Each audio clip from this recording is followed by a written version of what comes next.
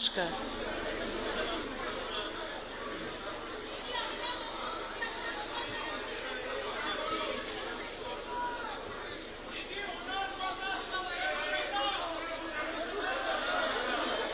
আমি কি কথা বলবো? তাহলে আপনারা একটু শান্ত হন, কথা বলবেন না। আজ আমি কলকাতায় ফিরে এসেছি। এই একটি বাক্য উচ্চারণ করতে আমার প্রায় 19 বছর লেগেছে। নির্বাসিত মানুষের ক্যালেন্ডারে বছর শুধু সময় নয়, প্রতিটি বছর একটি বন্ধ দরজা, প্রতিটি মাস অপেক্ষা, প্রতিটি দিন নিজের ঠিকানা হারানোর দুঃখ। আজ সেই দীর্ঘ অপেক্ষার পর কলকাতার মাটিতে দাঁড়িয়ে মনে হচ্ছে আমি শুধু একটি শহরে ফিরে আসিনি, আমার হারিয়ে যাওয়া জীবনের একটি অধ্যায়ের কাছে ফিরে এসেছি।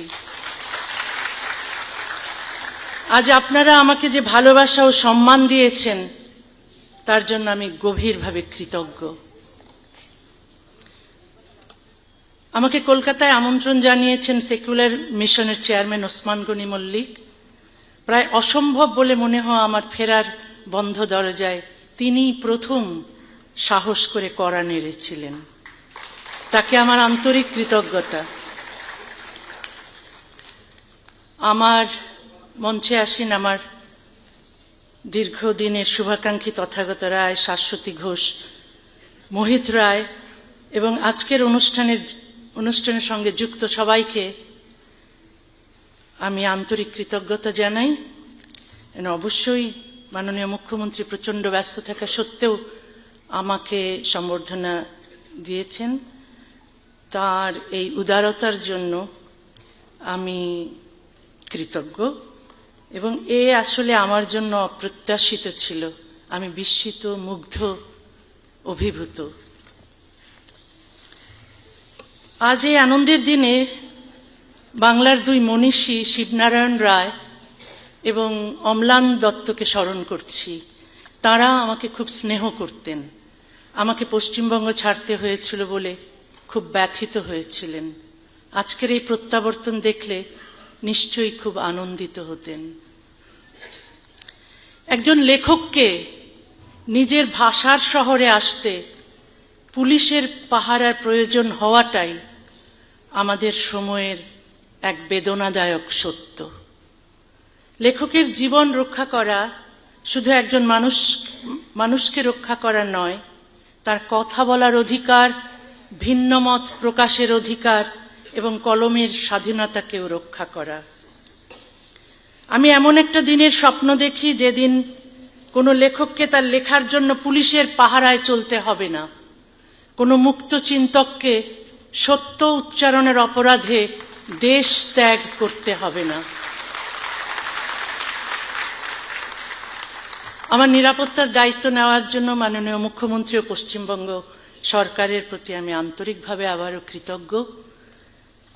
কৃতজ্ঞতা আনুগত্যের চুক্তি নয়, কৃতজ্ঞতার বিনিময়ে আমি আমার স্বাধীন চিন্তাকে বন্ধক দিই না।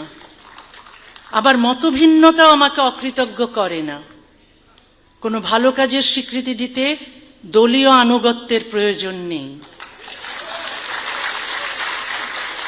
দ্বিমত প্রকাশ করতেও বিদ্বেষের প্রয়োজন নেই। আমি কোনো রাজনৈতিক দলের হয়ে এখানে কথা বলতে আসিনি, কোনো দলকে পরাজিত করতেও আসিনি। আমি এসেছি নারীর সমান অধিকার, মানবাধিকার, ধর্মনিরপেক্ষতা, যুক্তিবাদ, মুক্ত চিন্তা এবং বাক স্বাধীনতার পক্ষে কথা বলতে। আজকের দিনটি সাক্ষ্য দিচ্ছে ভয় চিরস্থায়ী নয়, নিষেধাজ্ঞা চিরস্থায়ী নয়, বন্ধ দরজাও চিরকাল বন্ধ থাকে না। আজ 1 অগাস্ট। অগাস্ট আমার জন্মের মাস, অগাস্ট আমার নির্বাসনের মাস, আজ থেকে অগাস্ট আমার প্রত্যাবর্তনের মাস। 1994 সালের 8ই আগস্ট আমাকে বাংলাদেশ ছাড়তে বাধ্য করেছিল তখনকার সরকার। রাতের অন্ধকারে আমার স্বদেশের দরজা আমার জন্য বন্ধ করে দেওয়া হয়েছিল। তারপর একের পর এক সরকার এসেছে, কিন্তু সেই দরজা আর খোলেনি। আর মাত্র 7 দিন পর আমার নির্বাসনের 32 বছর পূর্ণ হবে। স্বদেশের বাইরে কাটানো সময় এরই মধ্যে স্বদেশে কাটানোর সময়কে অতিক্রম করেছে। রাষ্ট্র আমাকে দেশ থেকে সরিয়ে দিয়েছে, কিন্তু আমার ভেতর থেকে দেশকে সরাতে পারেনি। বাংলা ভাষাই আমার বহনযোগ্য স্বদেশ, যে স্বদেশ আমি সঙ্গে করে পৃথিবীর এক প্রান্ত থেকে আরেক প্রান্তে নিয়ে বেরিয়েছি। এক বাংলায় আমার জন্ম, আরেক বাংলায় হারিয়ে যাওয়া ঘর খুঁজে পেয়েছিলাম। শেষ পর্যন্ত একজন বাঙালি লেখকের জন্য 2 বাংলার কোথাও একটি ছোট ঘরও রইল না। ইউরোপ আমাকে নাগরিকত্ব, নিরাপত্তা এবং আশ্রয় দিয়েছে, আমি তার জন্য কৃতজ্ঞ। কিন্তু নাগরিকত্ব আর আপনত্ব এক জিনিস নয়।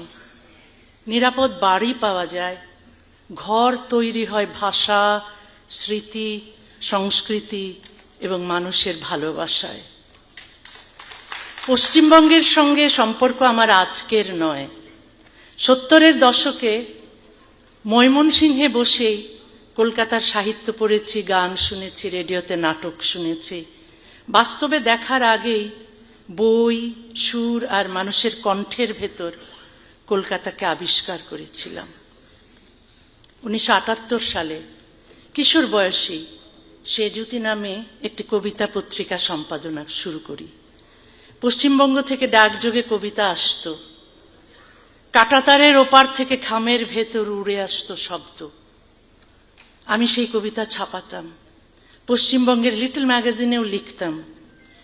রাজনীতি যখন বাংলাকে ভাগ করেছিল, কবিতা তখন 2 বাংলার মধ্যে সেতু তৈরি করেছিল। 80-র দশকের শেষ দিকে কলকাতায় আসা শুরু করলাম। 90-এর দশক থেকে এখানে আমার বই প্রকাশিত হয়। বাংলাকে কোনোদিন এপার ওপার বলে অনুভব করিনি। কাঁটাতার ভূখণ্ডকে ভাগ করতে পারে, ভাষাকে ভাগ করতে পারে না। নির্বাসনের পথে দেশ খুঁজতে খুঁজতে 1 দশক পর কলকাতায় একটি ঘর পেয়েছিলাম। এখানেই আমি সুখে ও স্বস্তিতে ছিলাম, সৃষ্টিশীল ছিলাম। আমার বই দ্বিখণ্ডিত নিষিদ্ধ হয়েছিল। কলকাতা হাইকোর্ট সেই নিষেধাজ্ঞা খারিজ করে দেন। তবু 2007 সালের 22শে নভেম্বর পশ্চিমবঙ্গ সরকার আমাকে কলকাতা ছাড়তে বাধ্য করেছিল। আমি কোনো অপরাধ করিনি, কোনো আদালত আমাকে নির্বাসনের সাজা দেয়নি। তবু মৌলবাদীদের হুমকির মূল্য দিতে হলো আমাকে। আমার ঘর, শহর, পাঠক এবং স্বাভাবিক জীবন হারিয়ে। আমি তো আমার দেশেও কোনো অপরাধ করিনি। তারপরও আমার দেশ বাংলাদেশ আমাকে শাস্তি দিয়েছিল। 32 বছর আগে আমাকে নির্বাসন দিয়েছিল। 32 কি দোষ আমার ছিল? আমি কি কাউকে হত্যা করেছিলাম? কারো ঘর পুড়িয়েছিলাম? আমি ডাক্তারি করেছি, আর আমার গল্প, কবিতা, প্রবন্ধে কিছু সহজ কথা লিখেছি। নারী ও পুরুষের সমান অধিকারের কথা লিখেছি। ধর্ম, বর্ণ, জাত বা লিঙ্গ পরিচয় নির্বিশেষে সবার সমান মানবাধিকারের কথা বলেছি। কোনো বিধান, তার উৎস ধর্ম, সমাজ, পরিবার বা রাষ্ট্র যাই হোক, মানুষের স্বাধীনতা, সমতা ও মর্যাদা কেড়ে নিলে সেই বিধান বদলাতে হবে। এই কথাগুলোই অপরাধ বলা হলো, এই কথাগুলোকেই অপরাধ বলা হলো। সারা দেশে আমাকে হত্যার জন্য মিছিল বের হলো, আমার বিরুদ্ধে ফতোয়া জারি হলো, মাথার মূল্য ঘোষণা হলো। রাষ্ট্র আমার নিরাপত্তা নিশ্চিত করার বদলে আমার বিরুদ্ধে গ্রেফতারি পরোয়ানা জারি করলো। শেষ পর্যন্ত আমাকে দেশ থেকে বের করে দিল। আমার নির্বাসন নিছক একটি ব্যক্তিগত দুর্ঘটনা নয়, এটি রাষ্ট্রের একটি নৈতিক ব্যর্থতার ইতিহাস। রাষ্ট্র যখন নাগরিকের অধিকার রক্ষার বদলে ধর্মীয় হুমকির কাছে নতি স্বীকার করে, তখন শুধু একজন লেখক নির্বাসিত হন না, আইনের শাসনও নির্বাসিত হয়, ন্যায় বিচারও নির্বাসিত হয়, রাষ্ট্রের নৈতিক সাহসও নির্বাসিত হয়।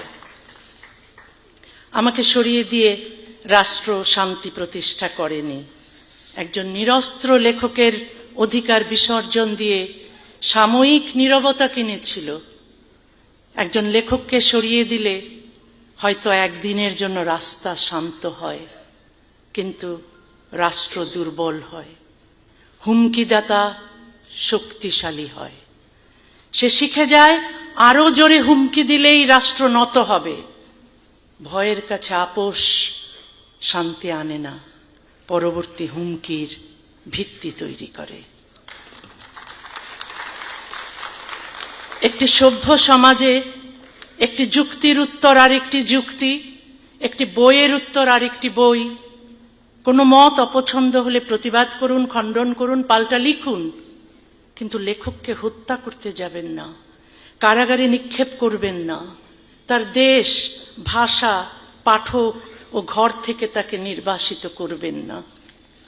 যে স্বাধীনতা শুধু নিজের পছন্দের কথার জন্য, তার নাম বাক স্বাধীনতা নয়। একটি সমাজের সভ্যতা বোঝা যায় তার অপ্রিয় ও অজনপ্রিয় মত কতটা নিরাপদ তা দিয়ে। মতভিন্নতা সভ্যতার স্বাভাবিক বৈশিষ্ট্য। মতের উত্তরে হত্যার হুমকি সভ্যতার পরাজয়। আমি কোনো মানুষের বিরুদ্ধে লড়াই করি না, আমি লড়াই করি অশুভ মতাদর্শের বিরুদ্ধে। সেই সব মতাদর্শের বিরুদ্ধে যেগুলো নারীকে পুরুষের অধীন করে, শিশুকে যুক্তির বদলে অন্ধ আনুগত্য শেখায়, ধর্মত্যাগ বা ঈশ্বরে অবিশ্বাসকে অপরাধ বলে এবং ভিন্ন ধর্ম ও ভিন্ন মতের মানুষকে ঘৃণা করতে বা হত্যা করতে শেখায়। আমি সব ধর্মীয় মৌলবাদের বিরোধী। ইসলামী মৌলবাদের বিরুদ্ধে আমি বেশি সরব, কারণ শৈশব থেকেই একে খুব কাছ থেকে দেখেছি।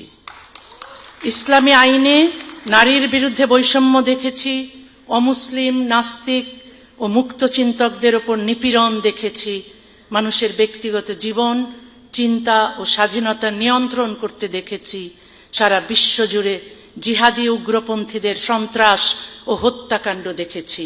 তাই এর নাম স্পষ্ট করে বলি। আমি সব ধর্মের মৌলবাদকে এক কাতারে রাখি না।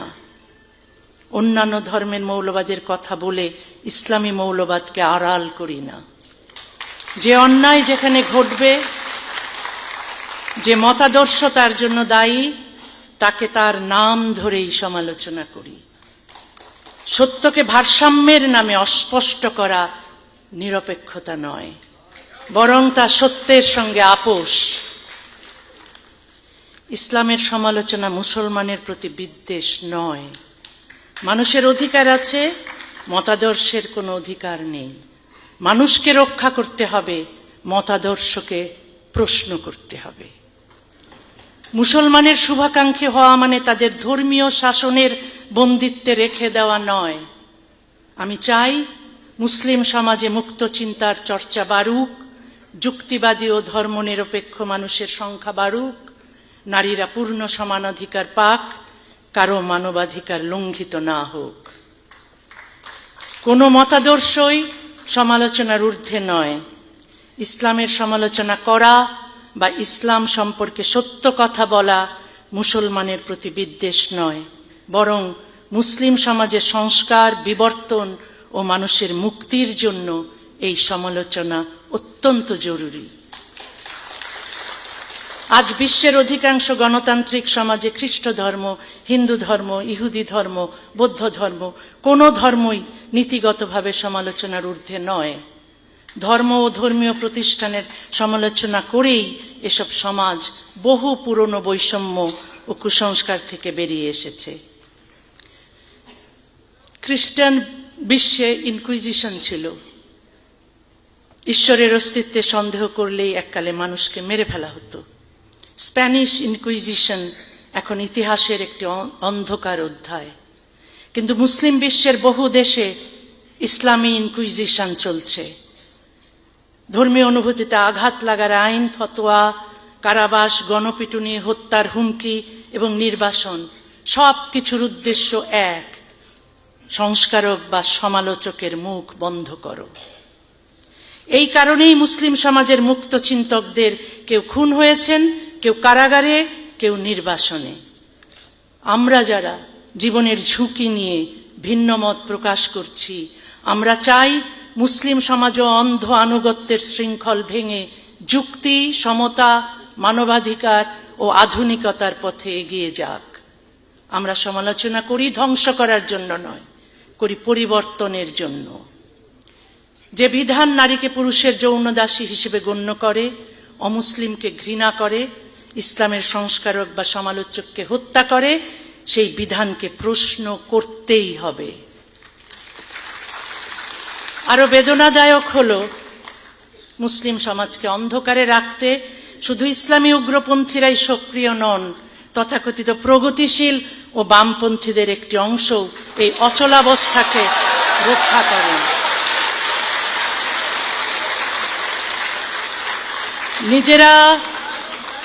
নিজেরা বাক স্বাধীনতা ও নারী পুরুষের সমানাধিকার ভোগ করেও ইসলামের সমালোচক ও সংস্কারকদের তারা মুসলমান বিদ্বেষী আখ্যা দেন। আমি অহরহ তাদের আক্রমণের শিকার হই। তাদের অভিযোগ, আমি কেন হিন্দু, বৌদ্ধ, খ্রিস্টান মৌলবাদীদের বিরুদ্ধে একই রকম ভাবে যুদ্ধ করছি না?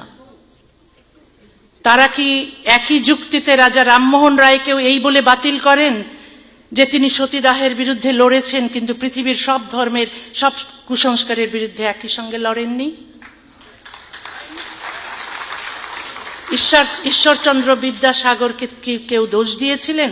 তিনি হিন্দু বিধবার অধিকারের জন্য লড়লেন, অন্য সব ধর্মের সংস্কার করতে গেলেন না কেন? সমাজ সংস্কারক তার সবচেয়ে পরিচিত সমাজের অন্যায় থেকেই লড়াই শুরু করেন। আমার ক্ষেত্রে সেই নিয়মের ব্যতিক্রম হবে কেন?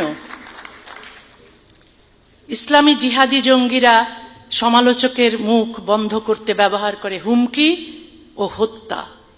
মৌলবাদের কাছে নত রাষ্ট্র ব্যবহার করে আইন, কারাগার ও নির্বাসন। আর তথাকথিত প্রগতিশীলরা, তথাকথিত সেকুলার উদার বামপন্থীরা ব্যবহার করেন অপবাদ, উদ্দেশ্যনীয় সন্দেহ এবং সামাজিক বর্জন। ব্যতিক্রম হবে কেন? ইসলামী জিহাদি জঙ্গিরা সমালোচকের মুখ বন্ধ করতে ব্যবহার করে হুমকি ও হত্যা।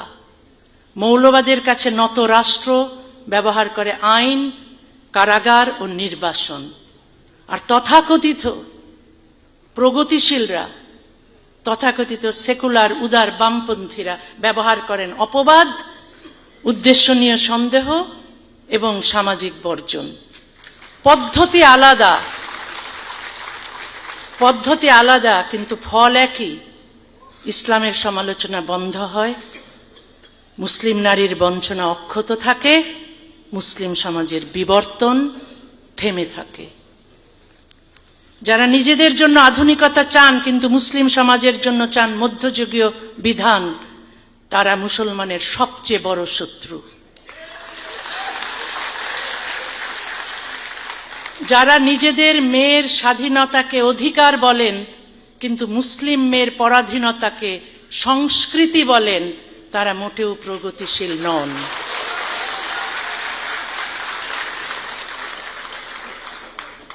মুসলিম বিশ্বের বহু সমাজে এখনো সপ্তম শতাব্দীর সামাজিক বাস্তবতায় তৈরি নারী বিরোধী ও বৈষম্যমূলক বিধানকে চিরন্তন আইন হিসেবে মানা হয়। ক্যালেন্ডার এগোলেই সমাজ আধুনিক হয় না। হাতে আধুনিক প্রযুক্তি এলেই, শহরে উঁচু ভবন উঠলেই সমাজ আধুনিক হয় না। আধুনিক হতে হলে আইন, শিক্ষা, নৈতিকতা এবং রাষ্ট্রচিন্তাকেও আধুনিক হতে হয়। কোনো প্রাচীন বিধানকে আজকের মানবাধিকার, স্বাধীনতা ও সমতার মানদণ্ডে অন্যায় মনে হলে তা বদলাতেই হবে। আমি মানুষের ধর্ম মানার, ধর্ম গ্রহণ করার, ধর্ম প্রচার করার অধিকার মানি। একই সঙ্গে ধর্ম না মানার, ধর্ম ত্যাগ করার এবং ধর্মের সমালোচনা করার অধিকারও মানি। বিশ্বাসের স্বাধীনতা বিশ্বাসকে সমালোচনার ঊর্ধ্বে তোলে না। বিশ্বাসের স্বাধীনতা থাকলে অবিশ্বাসের স্বাধীনতাও থাকতে হবে। সত্যিকারের ধর্মনিরপেক্ষতা শুধু সব ধর্মের উৎসবে যোগ দেওয়া নয়। ধর্মনিরপেক্ষতা হলো রাষ্ট্র, আইন, রাজনীতি ও শিক্ষা ব্যবস্থা থেকে ধর্মীয় কর্তৃত্বকে পৃথক রাখা। রাষ্ট্রের কাজ কোনো ধর্মকে রক্ষা করা নয়, রাষ্ট্রের কাজ বিশ্বাসী ও অবিশ্বাসী সব নাগরিকের সমান অধিকার রক্ষা করা। রাষ্ট্রের কোনো ধর্ম থাকবে না, রাষ্ট্রের থাকবে ন্যায়। আইনের কোনো ধর্ম থাকবে না, আইনের থাকবে সমতা। একজন নারীর অধিকার তার জন্ম বা ধর্মীয় পরিচয়ের উপর নির্ভর করতে পারে না। তার শরীর তার নিজের, জীবন তার নিজের, সিদ্ধান্তও তার নিজের।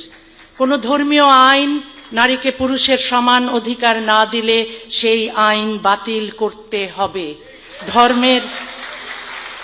ধর্মের মর্যাদার চেয়ে মানুষের মর্যাদা বড়। একই দেশের নাগরিকের অধিকার ধর্মভেদে আলাদা হতে পারে না। ভারত ও বাংলাদেশ দুই দেশেই ধর্মীয় পরিচয়ের ঊর্ধ্বে অভিন্ন দেওয়ানি বিধি দরকার, তবে তা সংখ্যাগুরু ধর্মের বিধান নয়। সংবিধান, মানবাধিকার এবং নারী পুরুষের পূর্ণ সমতার ভিত্তিতে রচিত হবে নাগরিক আইন।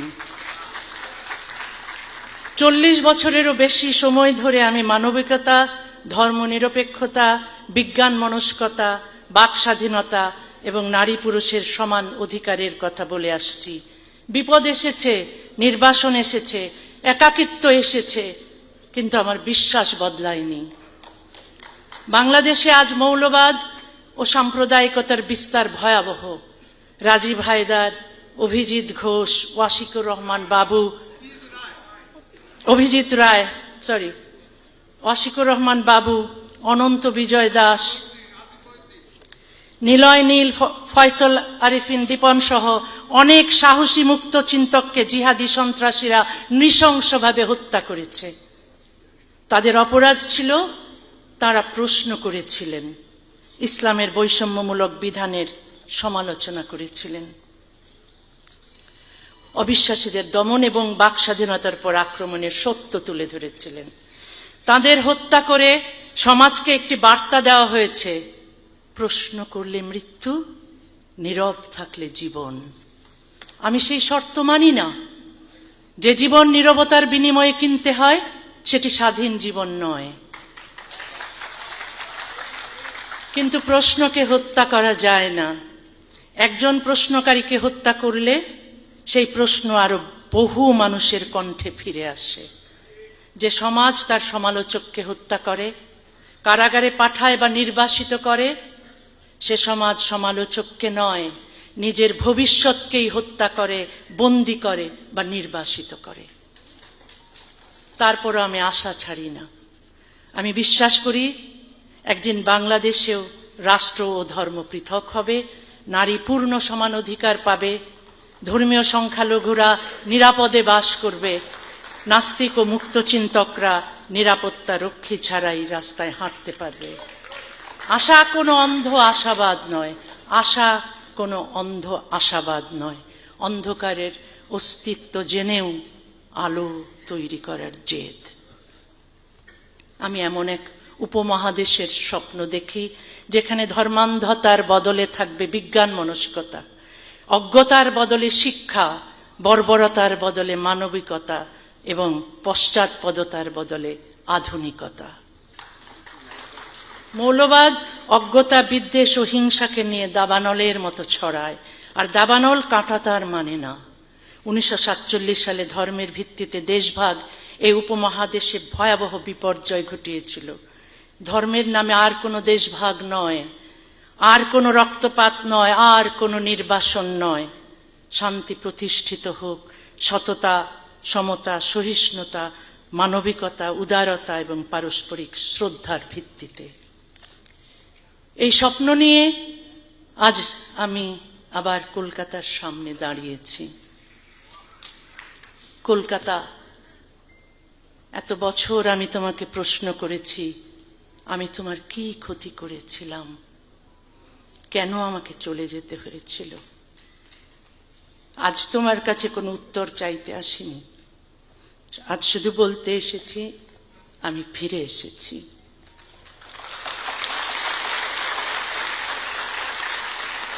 আমার চোখে জল আছে, মনে অভিমান আছে, কিন্তু দুই হাত ভরা ভালোবাসাও আছে। কারণ যে শহর আমাকে কাঁদিয়েছে, সেই শহরই আমাকে স্বপ্ন দেখিয়েছে। যে শহর থেকে আমাকে চলে যেতে হয়েছে, সেই শহরেই ফিরে আসার স্বপ্ন আমি এত বছর দেখেছি। আমি জানি চলে যাওয়া আর ফিরে আসার মাঝখানের 19 বছর কেউ আমাকে ফিরিয়ে দিতে পারবে না। কিন্তু আজকের এই দরজা খোলা প্রমাণ করে অন্যায় দীর্ঘস্থায়ী হতে পারে, চিরস্থায়ী নয়।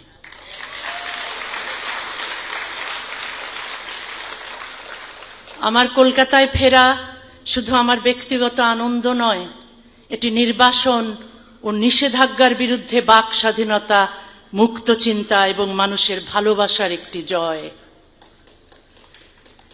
নির্বাসন আমার ঠিকানা কেড়ে নিয়েছে, কিন্তু আমার ভাষা কেড়ে নিতে পারেনি। আমার ঘর কেড়ে নিয়েছে, কিন্তু ঘরে ফেরার আকাঙ্ক্ষা কেড়ে নিতে পারেনি।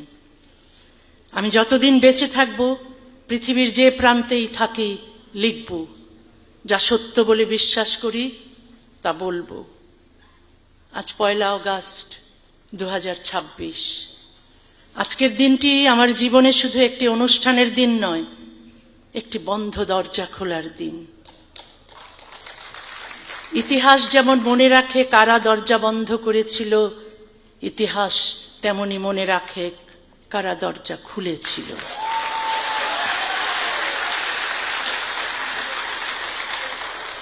সবাইকে আমার ভালোবাসা, সবাইকে আমার গভীর কৃতজ্ঞতা। ধন্যবাদ পশ্চিমবঙ্গ, ধন্যবাদ কলকাতা। আজ তুমি আমাকে শুধু তোমার শহরে ফিরতে দাওনি, আমাকে আমার হারিয়ে যাওয়া জীবনের কাছে ফিরিয়ে দিয়েছ। আজ আবার আমি বলতে পারি, শেষ পর্যন্ত কোনো মানচিত্র নয়, মানুষের ভালোবাসাই আমার দেশ। নমস্কার।